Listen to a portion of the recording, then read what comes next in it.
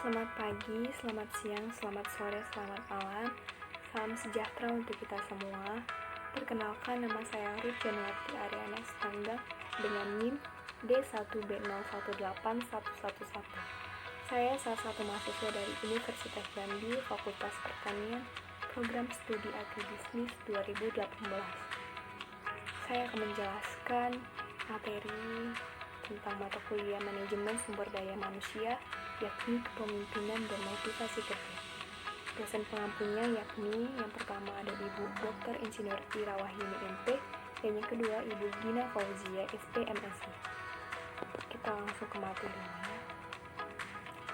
Kepemimpinan dalam bahasa Inggris disebut leadership dan dalam bahasa Arab disebut ziyamah atau imamah, dalam terminologi yang dikemukakan oleh Merrifield dan Hamzah.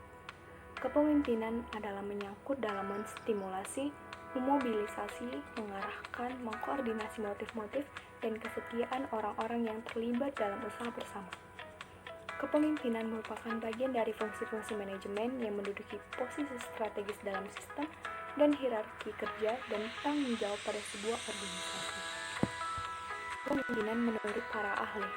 Yang pertama ada Coach dan O'Donnell tahun 1984 mendefinisikan kepemimpinan sebagai proses mempengaruhi sekelompok orang sehingga mau bekerja sungguh-sungguh untuk meraih tujuan kelompoknya. Yang kedua ada George R. Terry tahun 1960 mendefinisikan kepemimpinan adalah kegiatan mempengaruhi orang-orang untuk berusaha mencapai tujuan bersama. Yang ketiga ada Slamet tahun 2002 mendefinisikan kepemimpinan merupakan suatu kemampuan, proses, atau fungsi pada umumnya untuk mempengaruhi orang-orang agar berbuat sesuatu dalam rangka mencapai tujuan tertentu. Yang keempat ada Toha tahun 1983 mendefinisikan kepemimpinan adalah aktivitas untuk mempengaruhi perilaku orang lain agar supaya mereka mau diarahkan untuk mencapai tujuan tertentu. Selanjutnya ada prinsip-prinsip kepemimpinan. Menurut Bernes dalam buku Perilaku Keorganisasian mengatakan seorang pemimpin dalam tim Kaizen memfokuskan perhatiannya pertama kepada manusia baru kemudian pada hasilnya, sehingga tanggung jawab pemimpin merupakan kebalikan dari tugas supervisor. Prinsip kepemimpinan Kaizen menurut Bernes dikemukakan dengan mempertimbangkan bahwa Kaizen mengandung 9 prinsip, yaitu A. Mengadakan peningkatan secara terus-menerus. Sudah menjadi sifat alamiah suatu tugas dapat dilaksanakan secara sukses, maka kita perlu pengalihan perhatian pada sesuatu yang baru. Keberhasilan bukanlah suatu hasil akhir dari suatu tugas. Keberhasilan adalah suatu langkah untuk maju ke tahap yang berikutnya. Yang B. Mengakui masalah secara terbuka. Keterbukaan sebagai kekuatan yang bisa mengendalikan dan mengatasi berbagai masalah dengan cepat, dan juga sama cepatnya dalam mewujudkan kemampuan. Yang C. Mempromosikan keterbukaan bagi organisasi tradisional. Ilmu pengetahuan adalah kekuasaan pribadi. Tetapi bagi organisasi Kaizen, ilmu adalah untuk saling dibagikan dan hubungan komunikasi yang mendukungnya adalah sumber efisiensi yang besar. Yang D. Menciptakan tim kerja. Dalam organisasi Kaizen, ada bahan bangunan dasar yang membentuk struktur organisasi. Masing-masing karyawan secara individual memberikan sumbangan berupa reputasi akan efisiensi, prestasi kerja, dan peningkatannya. Yang E. Memberikan proses hubungan kerja yang benar. Dalam organisasi Kaizen tidak menyukai hubungan yang saling bermusuhan dan penuh kontroversi yang terjadi dalam perusahaan secara murni berpusat pada hal-hal yang memiliki kultur yang saling menyalahkan. F. Mengembangkan disiplin pribadi. Disiplin di tempat kerja merupakan sifat alamiah dan menuntut pengorbanan pribadi untuk menciptakan suasana harmonis dan rekan kerja dalam tim dan prinsip-prinsip utama perusahaan sehingga sifat-sifat individual yang terpenting bisa tetap terjaga. G. Memberikan informasi kepada karyawan. Informasi merupakan hal yang penting dalam perusahaan Kaizen. para pemimpin dan para manajer mengakui bahwa karyawan tidak dapat diharapkan untuk berpartisipasi melebihi tugas sehari-hari mereka.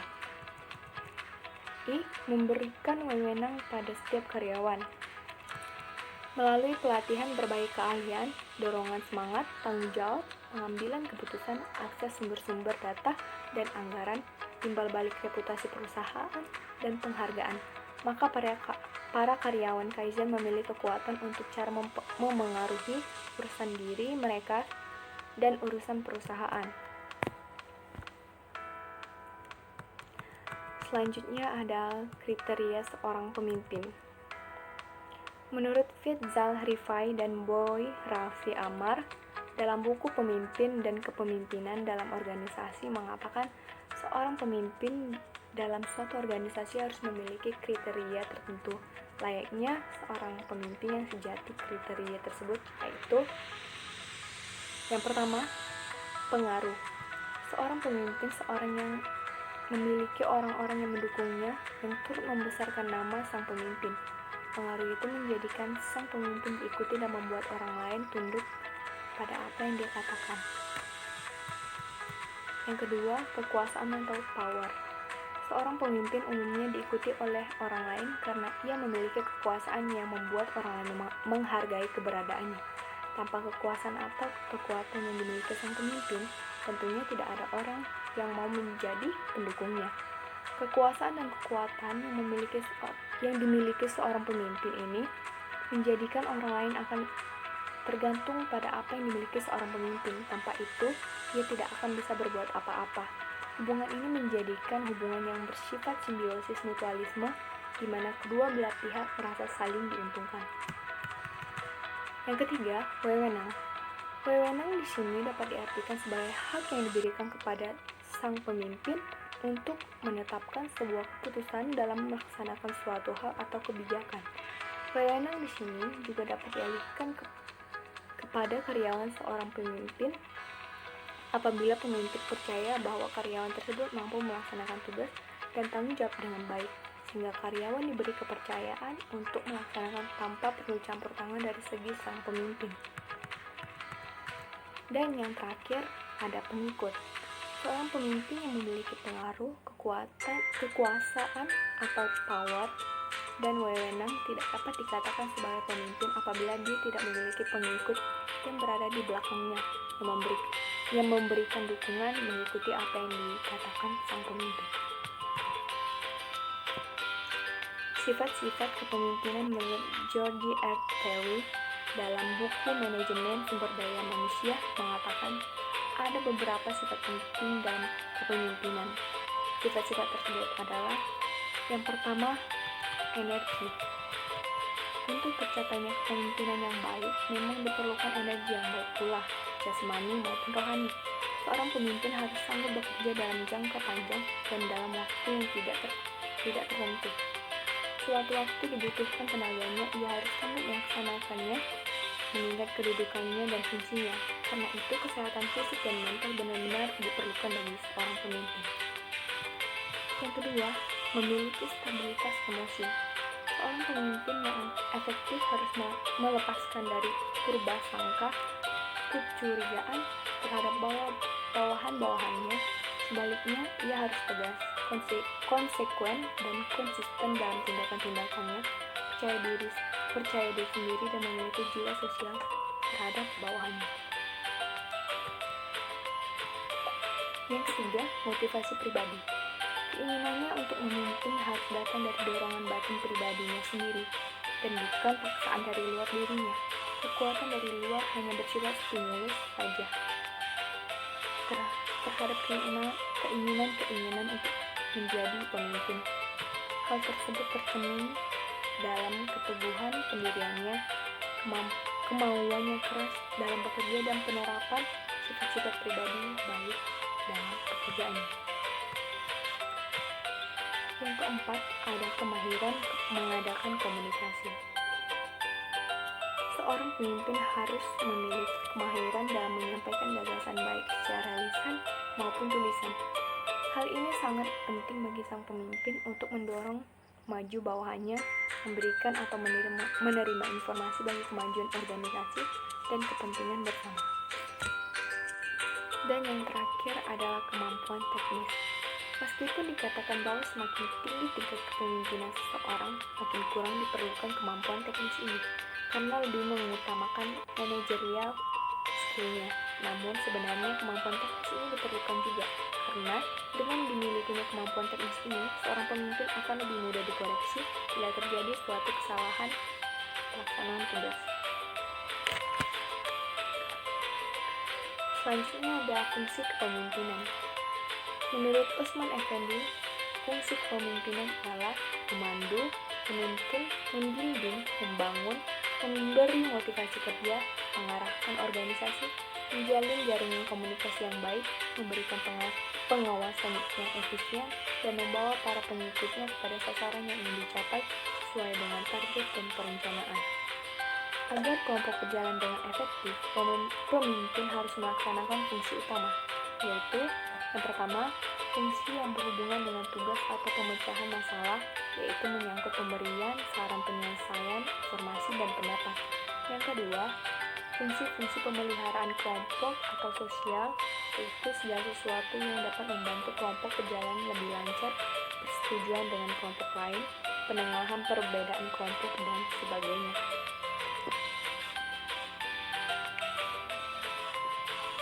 Baik, sini ada peran kepemimpinan. Menurut Bergmanus yang dikutip Lembaga Pendidikan. Selanjutnya ada peran kepemimpinan. Menurut Bergmanus yang dikutip Lembaga Pendidikan dan Pengembangan Manajemen Jakarta, seorang pemimpin diharapkan dapat berperan sebagai berikut. Yang pertama, sebagai pemberi arah. Yang kedua, sebagai agen perubahan. Yang ketiga, sebagai pembicara. Dan yang keempat, sebagai pembimbing. Faktor-faktor yang mempengaruhi kepemimpinan. Menurut Komang Ardana dan Niwayan Mujiati dalam buku Perilaku Organisasi mengatakan ada beberapa faktor tertentu yang dapat mempengaruhi proses kepemimpinan dalam suatu organisasi. Faktor tersebut antara lain adalah yang pertama, karakteristik pribadi pemimpin yang sangat menonjol adalah inteligensi. Yang kedua, kelompok yang dipimpin. Dan yang ketiga, situasi setiap pemimpin akan berfungsi pada suatu situasi yang berupa situasi manusia, fisik, dan waktu. Teori kepemimpinan. Menurut Ferzan Rifai dalam buku Kepemimpinan dan Perilaku Organisasi mengatakan ada beberapa teori yang mendukung dari diri seorang pemimpin. Teori tersebut antara lain adalah yang pertama, teori sifat. Teori sifat merupakan teori yang menjelaskan sifat-sifat yang melekat dalam diri seorang pemimpin yang akan mewarnai tingkah laku, perbuatan, tindakan, dan keputusan-keputusan yang akan diambilnya. Yang kedua, teori perilaku. Di akhir tahun 1940-an, para peneliti mulai mengeksplorasi pemikiran bahwa bagaimana perilaku seseorang dapat menentukan keefektifan kepemimpinan seseorang dan bagaimana menemukan sifat-sifat. Mereka meneliti pengaruhnya pada prestasi dan kepuasan dari pengikut-pengikutnya. Yang ketiga, teori kepemimpinan situasional. Suatu pendekatan terhadap kepemimpinannya akan menyatakan bahwa pemimpin memahami perilakunya, sifat-sifat bawahannya, dan situasi sebelum menggunakan gaya kepemimpinan tertentu. Pendekatan ini mensyaratkan pemimpin untuk memiliki keterampilan diagnostik dalam perilaku manusia. Dan ada teori kelahiran pemimpin menurut Janalis Janai dalam buku Perilaku Organisasi mengatakan ada 3 teori tentang lahirnya pemimpin, yaitu sebagai berikut. Yang pertama, teori keturunan. Teori keturunan adalah bahwa pemimpin itu muncul karena sifat yang dibawanya sejak lahir. Ini berarti seorang akan menjadi pemimpin karena ia telah dilahirkan dengan bakat kepemimpinannya. Yang kedua, teori pengaruh lingkungan adalah teori ini menyebutkan bahwa pemimpin dibentuk karena lingkungan hidupnya, bukan karena keturunan. Ini berarti seorang mampu menjadi pemimpin apabila diberi kesempatan. Yang ketiga, teori kelompok campuran. adalah pemimpin itu memiliki bakat sejak lahir, kemudian berkembang melalui pendidikan dan pengalaman, terutama dalam berinteraksi kepada orang lain. Baik, ada gaya kepemimpinan. Menurut Wirawan dalam buku Kepemimpinan mengatakan bahwa gaya kepemimpinan adalah cara atau seni yang digunakan oleh seorang pemimpin untuk mengatur dan mengarahkan bawahannya dalam pencapaian visi atau tujuan bersama yang telah ditetapkan dalam organisasi. Beberapa model dari gaya kepemimpinan adalah: A. Gaya kepemimpinan memberitahu. Mencakup yang pertama itu memberikan petunjuk secara jelas dan rinci mengenai tugas yang harus dikerjakan para karyawan. Yang kedua, mendefinisikan secara operasional peran pengikut. Yang ketiga, komunikasi sebagian besar satu arah. Yang keempat, pemimpin yang membuat keputusan. Yang kelima, supervisi ketat dan meminta pertanggungjawaban pengikut. Dan yang keenam, instruksi secara bertingkat. Gaya kepemimpinan menjual. Ciri-ciri gaya kepemimpinan ini adalah: yang pertama, menyediakan petunjuk mengenai siapa, apa, di mana, bagaimana, dan mengapa mengenai tugas atau perintah yang akan dilakukan para pengikut. Yang kedua, pemimpin membuat keputusan dan menjelaskan keputusan serta memungkinkan peluang untuk klarifikasi. Yang ketiga, menjelaskan peran pada pengikut. Yang keempat, mengajukan pertanyaan yang mengidentifikasi level kemampuan. Selanjutnya, gaya kepemimpinan partisipasi.